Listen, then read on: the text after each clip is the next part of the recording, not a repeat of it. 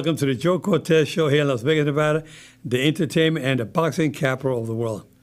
Today we have repeated guests, none other than Julian the Hawk Jackson, former super welterweight champion and two-time middleweight champion. One of the great ones.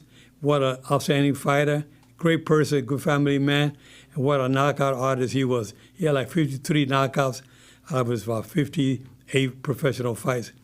And he turned pro in 1981. He fought up until 1998. What a great fight he was. Welcome to the show, Julian. Hey, Joe. How you doing, man? All right. It's always a blessing. All right. Everything good? How's the family? Everybody good? Everybody's great. Everybody's doing great. I'm in the gym right now, man. I just wanted to be as real as possible. We in the gym. We have some kids working here now, and we just want. Just some opportunity that I just wanted to give to these young kids.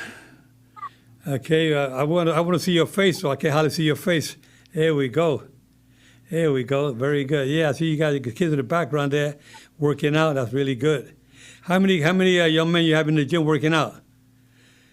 Oh boy, right now we have let me see, 1, 2, 3, close to about 10 or more. How many kids you have total members in your gym?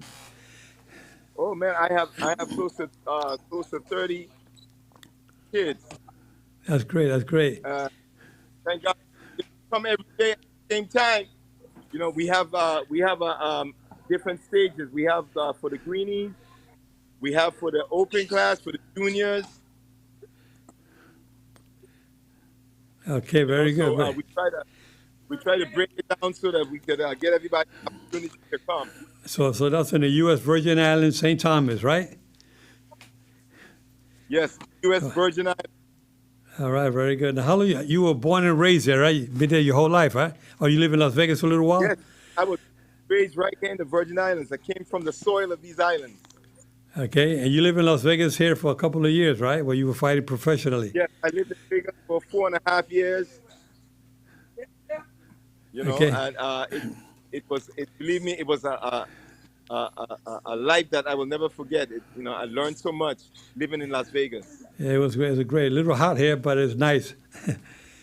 But I tell you, it was an honor always refereeing your fights. I refereed several of your fights, and I remember, especially one. I remember the one in Spain when you fought Harold Graham. Yeah. Spain.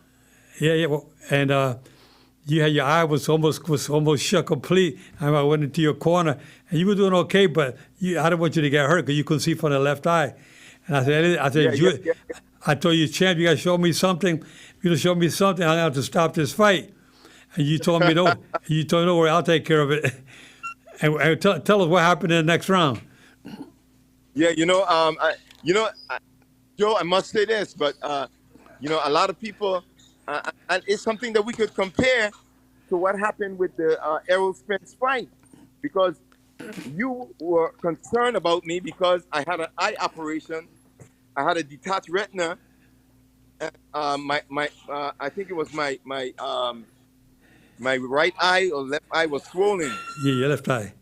I showed some concern because that's the reason why I didn't get to fight in his home country, because they did not allow me to fight in that over there, and that's why we went to Spain. Julian, here it is. Julian, I want to see your. I want to see your face. Okay, there you go. Yeah. So we went to Spain and we had to fight in Spain. I was the referee there, and I remember I was concerned about your eye. And like last week, we were watching the fight last week.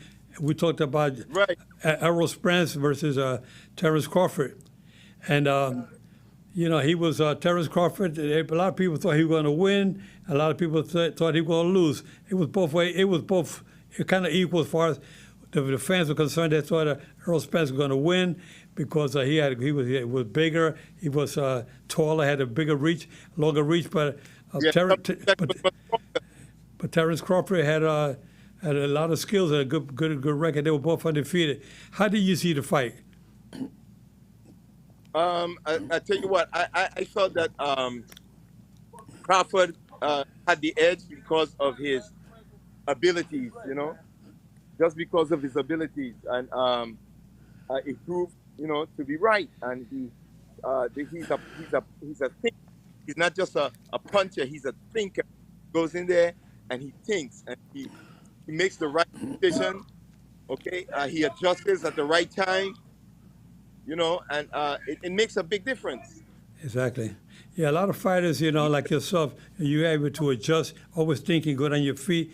You're in there. Sometimes you have to adjust. And Terrence Crawford, the first round, it looked like Errol Spence did okay, but then right away, Terrence Crawford adjusted right away, and figured him out. From the second round on, he was pounding Errol Spence pretty good, and Errol Spence was taking a pounding up until the ninth round.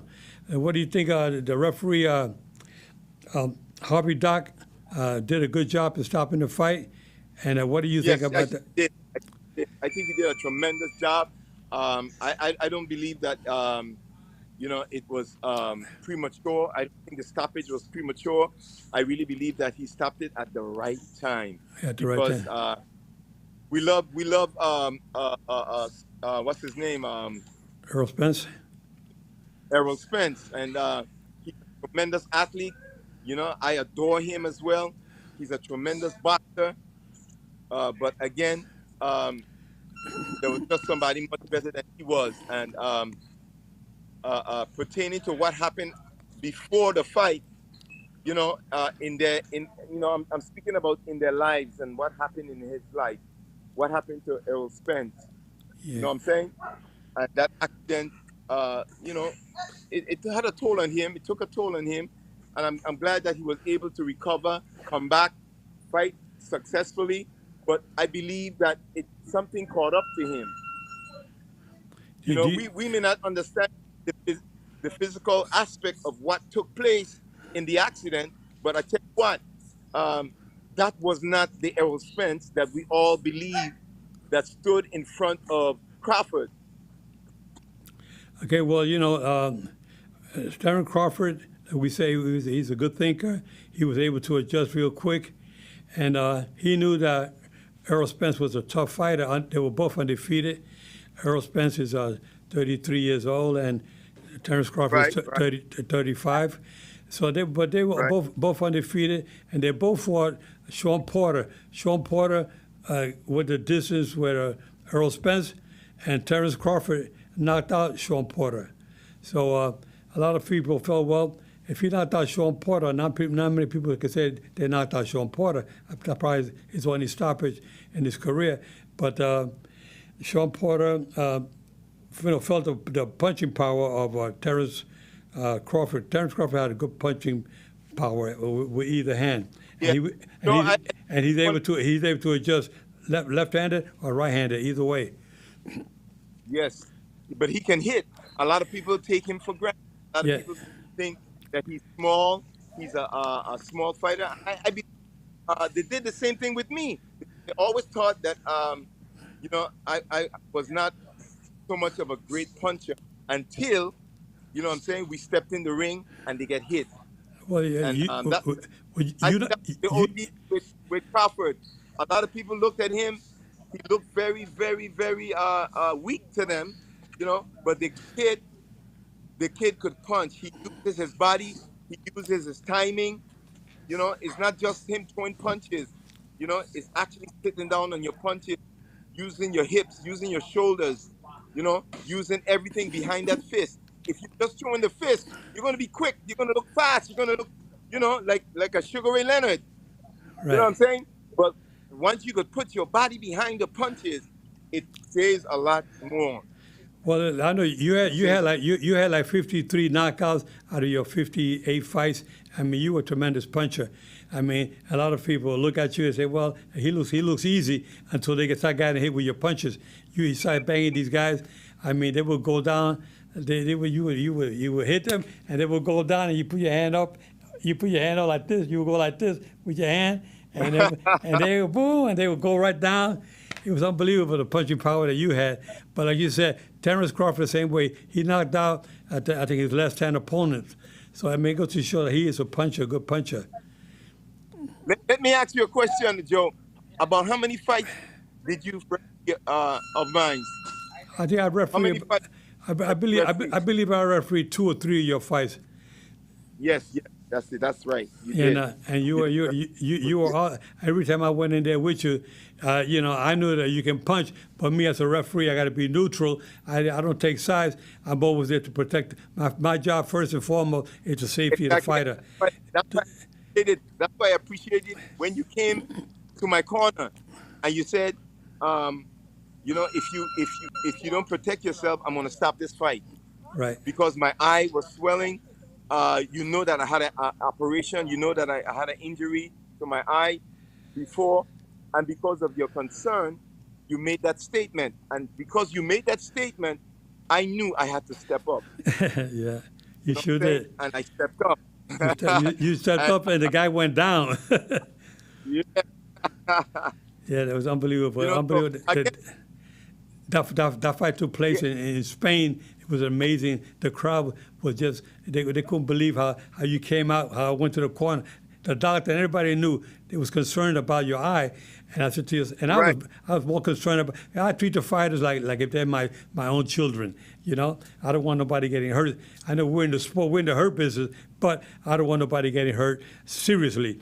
And I knew you had the surgery. I knew you had detached retina surgery, and I knew when you went into that corner, when you came back in that at the end of the round, with the eye was completely, it was 99% closed. I could hardly see your eye when I went in with the doctor. And I told you, I'm gonna give you an opportunity, one more round, but you got to show me something. If you don't, I'm gonna stop it.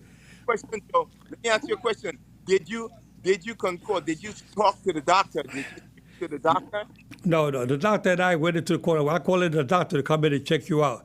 And when I called the doctor, I said, please check his eye out. I'm a little concerned, okay? I'm going to give him an opportunity. Right. I'm going to give him an opportunity. If you say it's okay, I'm going to give him an opportunity to go one more round. But if you start getting hurt seriously, I'm going to stop it. And that's when I told you right there. I told him, I was talking to him in Spanish. I said, si él no me enseña algo en el próximo round, pues tiene que parar la pelea.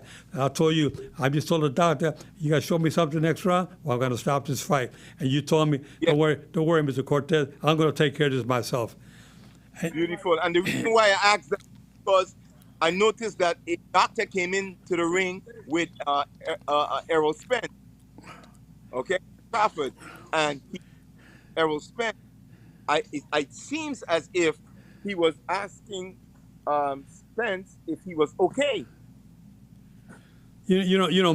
Most fighters say they're okay. No fighter was to say he's not okay.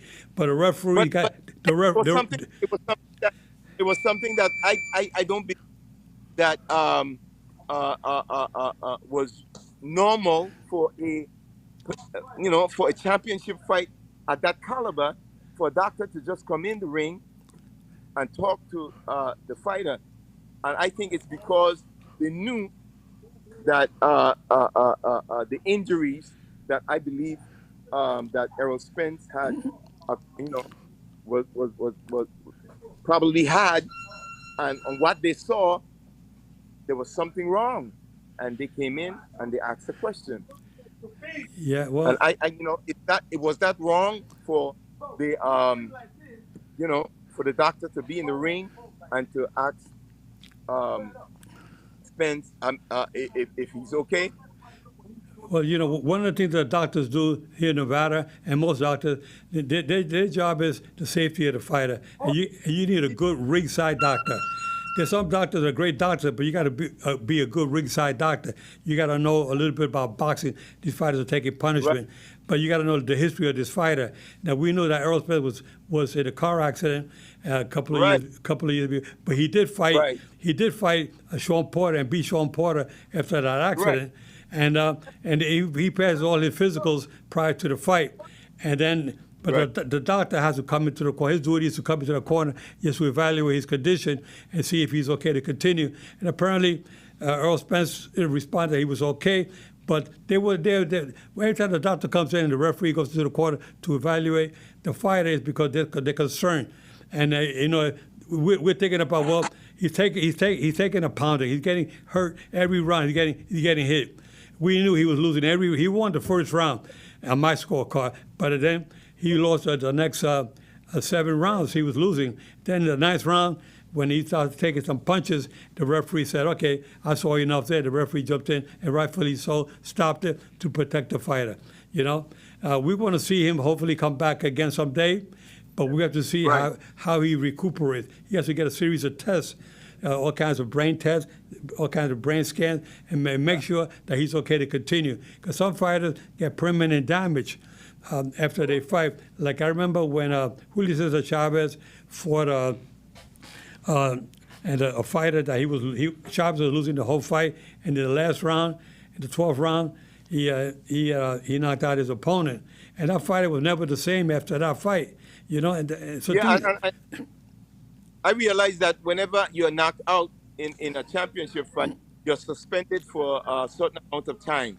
Yeah, sometimes they give you 60 days, 90 days, depending on the severity of the knockout. If it's a technical knockout, they normally they give you maybe 60 days. But if it's a knockout where you go out and you're unconscious and then you wake up again, you're on the campus, you know, they give you a long-term suspension, maybe like 90 days or 120 days. They want to make sure that you're okay to continue. But a lot of fighters, when they tell them you can't fight for so many days, that means, and the trainer's got to make sure that he doesn't go back in the gym and start sparring again and taking punches. When you're in suspension period, they got to make sure that you're not sparring, taking no punches, even sparring, training. You're suspended for 3 months, 6 months, whatever it is. You shouldn't be sparring. They want your brain, they want your body to heal. But a lot of trainers, they let the fighters go back in the gym. What's that? Is that the case with Spence? Was he suspended by the federation? Yeah. There was suspension. I'm sure they had a suspension after the fight with Terrence Crawford. Yeah, the suspension period. I'm sure it's probably 4 months, 5 months. It's just maybe 60 days, 90 days, or maybe even longer, depending on the test. They get to evaluate CAT scan, brain scan. They want to check everything out. Then the doctors make a final decision. They look at the record. That night, they look at it that night. They say, we'll give him a 60-day suspension. But when they go for evaluation for the test and everything, they may get a report back. They may maybe extend that suspension longer, you know. But if you're not right, they suspend you indefinitely. If you're in that bad of a condition where your commission doctors and after the brain scan, the neurologist checks you out and they see that no, he doesn't pass certain tests, a series of tests, then you're suspended permanently. You know, we hate to see that in boxing, but sometimes a fighter has to stop fighting. Let's say you get stopped that way. He got stopped Saturday night. Now, what'll happen now is they'll evaluate his condition to see how he feels. They get a series of tests and whatnot. And then they maybe give him a little, if he's okay to continue, they should give him a little easier fight, like a tune-up fight, to see what he looks like on the tune-up. But then you don't want to throw him back in there to another difficult fight to get hurt seriously again. Because now you don't see the guy get hurt and permanently damaged, or sometimes a fighter is taken on the stretcher and they're deceased. So you got to be so careful. The commission's got to take this very seriously. The trainers and the family members got to tell the fighter, hey, listen, you know, we're concerned about you. You know, the money's not everything. Your health is more important. So we want to make sure you come back to your family. But we don't see you get hurt permanently or where you're permanently damaged. Sometimes you see a lot of fighters. Sometimes you see where they get knocked out, and they don't come back the same. See, you're one of the lucky ones. You came out of boxing. You're sharp. You're 100%. You came out good. Thank God. You see, but some fighters they retired from boxing. They're not the same anymore. They can't hardly speak. No, they're not. They can't hardly speak right. I know a lot of champions that I'm very friendly with, and we connect, we talk, but mentally, physically, they're not as good, and that's something that we as coaches got to be concerned about. Not just like I always say, it's not just about money, man. It's about their health.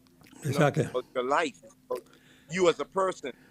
Exactly. That's You more know, important. That's why. I'm That, glad that things are done for Errol Spence. Okay, yeah. that I believe that something needs to, you know, be looked, because he was not the same fighter that I'm sure that hundreds or millions of people knew that this kid apparently something wasn't right. You know, Well, like I and said, the that doc. Crawford would have still beat him, but I just felt that the hype that that fight was taken to, we didn't see it on that fight night No, no, he definitely when didn't it have. came He, to him. he definitely You didn't know, have it after the first round. The first round he looked okay, but at the second round, like he was a different fighter. But then Terrence, you got to give Terrence Crawford a lot of credit for the adjustment that he made. right, He made the adjustment real quick. He put the pressure on Errol Spence in the second round and kept putting the pressure on. Every round got worse and worse and worse. And I'm saying to myself, he may stop him by the fifth round. The way it's going, he may stop him in the fifth or sixth round. And he left it, up until the ninth round. But in boxing, Julian, you got fighters, and you're a good trainer. You watch these kids are training there. You want them to work out. You want them to have good sparring session, but you don't want them to get right. hurt. You don't want them to get hurt seriously while training, getting That's ready right. for a fight. For a fight. Hurt. Some fighters, they fight so many fights, and then they have their whole career. They may have maybe 35, 40 fights, and then they're finished. They're not the same anymore. But they take a lot of get hurt, a lot of hard punches doing the fights. But doing training, they're taking a lot of punches in training as well, and that has an As effect well. on you. You got to be careful. The trainers got to watch out that they're not taking too much punishment while training prior to a fight. Right. Because you could leave the fight. You could actually leave your fight in the gym. You In the could leave gym. your career. Exactly. According to how you train. That's right. But Sometimes again, don't, you cannot overtrain. Right. That's why a good trainer that knows the game, you should know. I gotta train him. I gotta adjust him, push him a little bit, but then hold him back a little bit. Right. Let him work a little bit, hold him Exactly. back a little bit, and then you gotta adjust with him. You can't let him go. You can't push him too hard. yeah, I always remember my trainer telling me, Willie Wilhelm George, the guy that first brought me into boxing. Right. He said to me, listen, do not leave, okay, all your energy in the gym. Yeah, exactly. That's He right. said, do not leave all the energy in the gym. He says, save some for later.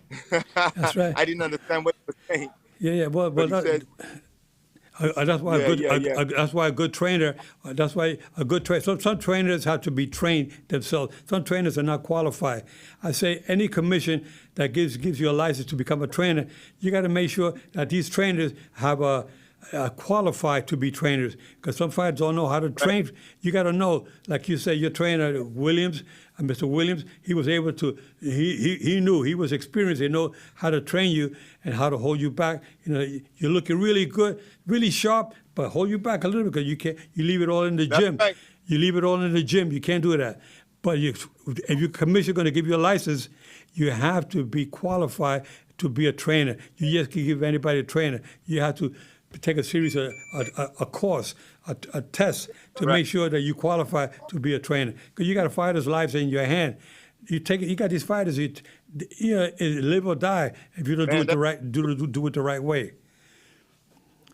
Yeah, we've got to learn to, respect the athletes, and we got to look at them as, human beings, man. And forget about the money, forget about all of that, but focus on the person, the man that This- you're training, and work on his behalf. And I really believe that sometimes we tend to see the dollar bill, more than we see in the human. Exactly, I understand. I put it that way. You know what I'm saying? So I always tell them, you come first. Anytime Right. you come to the gym, you have to be, you have to come to the place where you realize that, look, this brother cares about me, man. He's not about money. He's not about, all the fame and the glitter and all of that. You know what I'm saying? That's going to come as long as you work hard. That's going to come as long as you do things the right way. You know what I'm saying? You're 100% right, Julie. That's why a lot of people respect you for the way you are with your kids that you have in your gym. You train them right, and you know how to. You train them like if they're your own children. You want to make sure they compete and win, but not to get hurt. You want them to get to a Right, level. right. You got to train them just right. If a fighter gets knocked out doing training in the gym, you got to say, well, no, you can't. You got to just. You're going to be suspended. I'm not going to let you fight next week or the week after. You got knocked out in the gym.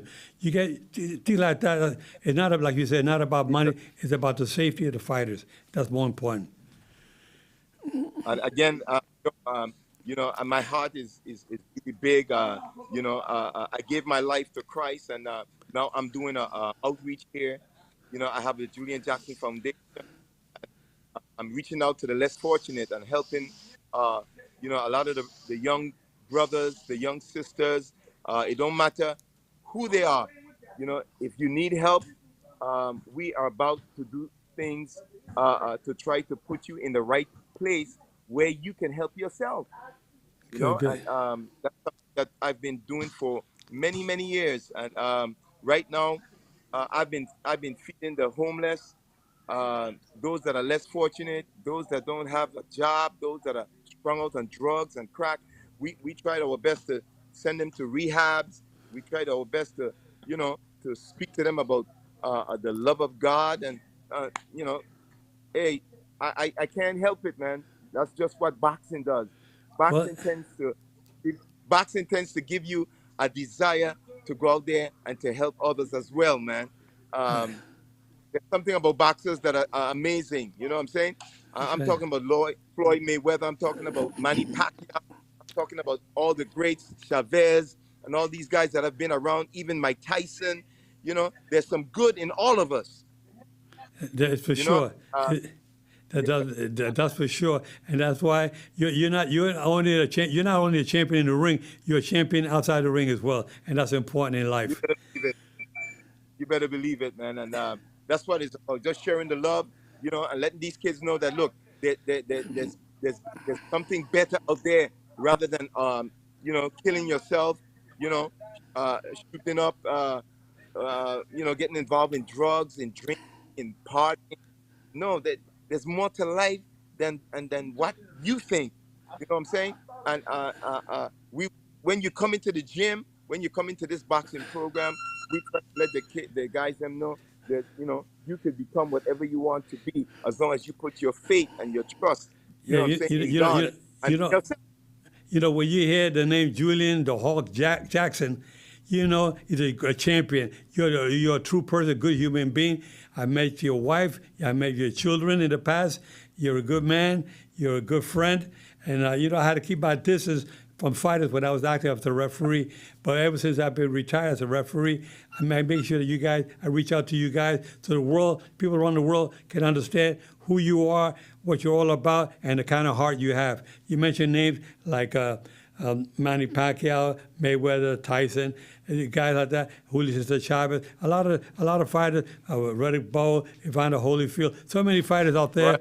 that have become great fighters, but those are great human beings. They continue being champions in life today, even though they retired from boxing like yourself. Julian the Hawk Yeah. Jackson. I want to thank you, man, for giving us the opportunity. We all the way back here in the Virgin Islands, man. You know, I mean, boxing is alive here still, and I just want to give back what I believe, my country, and I'm doing my best not only to teach other young kids how to box, but to teach them life, and how to live. You know what I'm Exactly. saying? To humble yourself. That's right, Yeah, because there is life after boxing, so you have to train that's them. right. You're like a father image to a lot of these kids. You Better play believe the it, man. you play the role of a trainer and the role as a father image. 'Cause a lot of these kids out there, some of them they don't have the father image, and you fill the shoes for those guys, for the fathers Wow. that are not in their lives. You're hitting it right on the head because kids come in here and they ask, you know, uh, you know, do you live with your father? No. Have you seen your father? No. You I know what I'm know. saying? and you got to it's play. difficult sometimes. And you got to play the role. That's why they need that discipline. They're trained there to box, but they'll learn discipline, the self-esteem, the confidence level. You teach them all of that. Right. Because that's what they learn in the gym. They don't get that at home, but they come to the gym and they're being blessed by having somebody like you to be their trainer and like a father figure for them as well. We want to thank you so much for that, Julian. Yeah, man. And It's always a pleasure to have you on the show. We want to wish you the very best. And hey, how you doing, buddy? How you doing, champ? How you doing? You got listen to Julian Jackson. He's one of the greatest persons out there. He's like a father, a brother. He's everything to you. Listen to him. He'll make you the person, the good person, and you'll be somebody very special in this world because Julian Jackson is a champion outside the ring as well. Okay, fans, I'll see you guys. We'll catch you guys next week. Take care. Catch you next week. God bless you all. Bye-bye.